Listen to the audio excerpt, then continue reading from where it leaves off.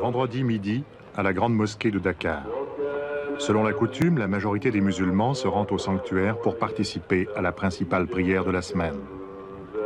La population du Sénégal se monte à environ 5 millions d'habitants et elle est musulmane à 86%. La grande mosquée de Dakar, achevée en 1964, a été construite sur le modèle d'une mosquée marocaine.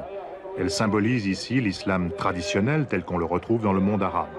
Mais à l'intérieur du pays, dans la brousse, nous découvrirons un islam très différent, africanisé et conquérant face aux ethnies restées fidèles à l'animisme.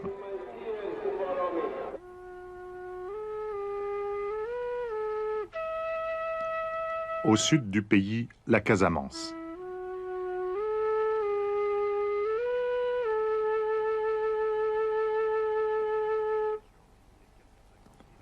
Dans cette région vivent les 450 000 animistes que compte encore le Sénégal.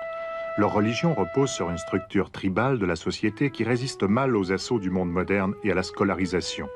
Dans ce village animiste en pleine brousse, les habitants n'ont que peu de contact avec le monde extérieur. Pour l'animiste, les esprits se manifestent par l'intermédiaire de fétiches qui tirent leur efficacité d'une force vitale qu'il faut recharger périodiquement par des sacrifices sanglants, généralement de poulets. Et le féticheur est avant tout un sacrificateur, mais en même temps, il demeure un paysan qui vit de la terre et récolte son vin de palme. Il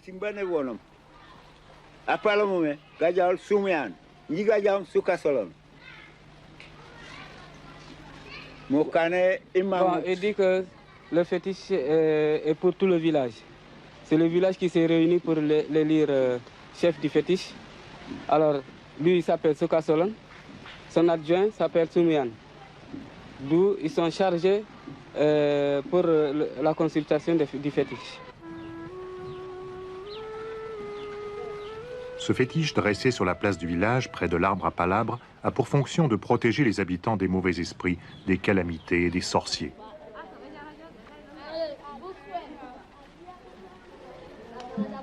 Ce qui est frappant chez les animistes, c'est que selon leurs croyances, l'homme, après sa mort, n'est ni récompensé ni puni.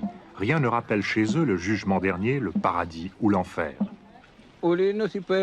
Ce féticheur nous confirme qu'il ne sait pas ce que veut dire le paradis. Cette vie meilleure